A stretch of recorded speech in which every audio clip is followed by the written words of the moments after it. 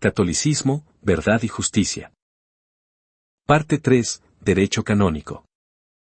Canon 223 párrafo 1. En el ejercicio de sus derechos, tanto individualmente como unidos en asociaciones, los fieles han de tener en cuenta el bien común de la Iglesia, así como también los derechos ajenos y sus deberes respecto a otros. Párrafo 2. Compete a la autoridad eclesiástica regular, en atención al bien común, el ejercicio de los derechos propios de los fieles. En referencia al numeral anterior, ya pasaron más de 7 años de mi salida del seminario, que fue cuando puse con quien era el obispo de la diócesis de Ciudad Obregón, Sonora, la primera denuncia post-seminario, y además de no seguir ese canon donde me dejaron desprotegido, cobardemente me atacaron desde lo oscurito aprovechando la red de complicidad que está bien firme dentro de la Iglesia Católica. Al yo ser un humano bautizado en la Iglesia Católica, la cual es universal, este canon también debió haber aplicado a las autoridades eclesiásticas de las otras diócesis donde encubrieron el abuso. Por eso digo que el derecho canónico se utiliza solo a conveniencia, puesto que fácilmente también lo incumplieron, ya que no hay nadie que regule la aplicación de sus propias leyes. Me pregunto cuáles serán las sanciones para todos ellos. Del libro Legislatione delle Conferenze Episcopali Complementare al CIC.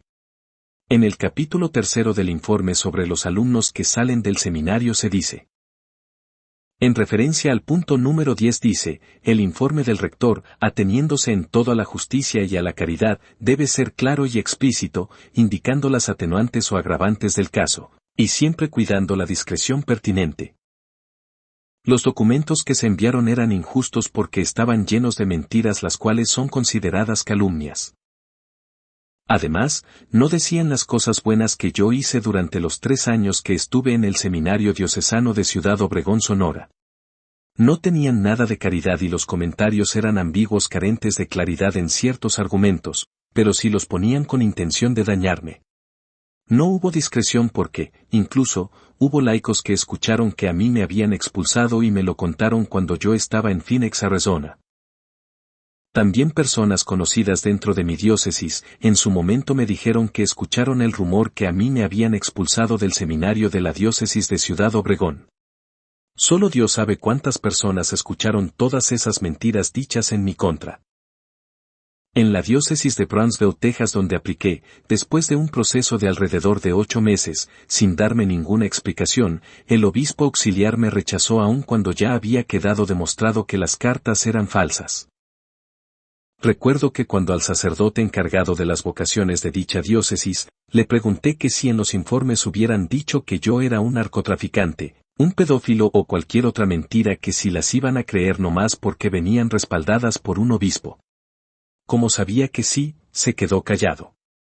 Ahí comprendí la facilidad con la que se daña la imagen de alguien que no tiene quien lo proteja dentro de la misma Iglesia Católica. Una razón más para entender por qué los laicos no son la Iglesia Católica, sino que son solo los contribuyentes. En el punto número 11 dice, el informe del rector, avalado por la comunidad de formadores, es merecedor de confianza y debe ser tomado en serio, a no ser que haya razones fundadas para revisarlo. Cuando me fui dando cuenta de las negligencias y ataques de los implicados contra mí, me comuniqué con varios sacerdotes que eran formadores y ellos me aseguraron que nunca tuvieron acceso a esos documentos con que me dañaron. Ahí se muestra cómo estas personas no siguieron esa indicación porque probablemente sabían que les iban a poner un alto y prefirieron hacer su maldad en lo oculto. En el punto número 12 dice, no se debe entregar al alumno copia escrita de su informe, pero sí dialogado con él.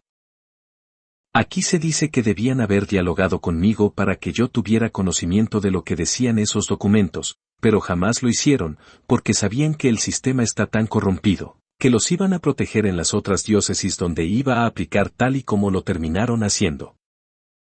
En el punto 14, como se muestra en la imagen anterior, dice que, el obispo diocesano tiene la obligación moral de enviar el informe prescrito, indicando las causas de la expulsión. Quien era el rector del seminario, y obispo de la misma diócesis de Ciudad Obregón, Sonora, muchas veces me aseguró de que él no podía involucrarse en nada que tuviera que ver con cartas de recomendación, porque como él no me expulsó, no había nada que pudiera hacer, confirmándome muchas veces que él no podía generar ninguna carta ni a favor ni en contra mía.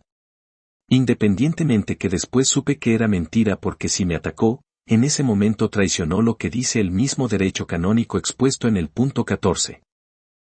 Por lo tanto, ustedes los reconocerán por sus obras, MT 7,20. Como las personas permanecen en silencio, los que abusan están a salvo, y sus prácticas continúan, OIH.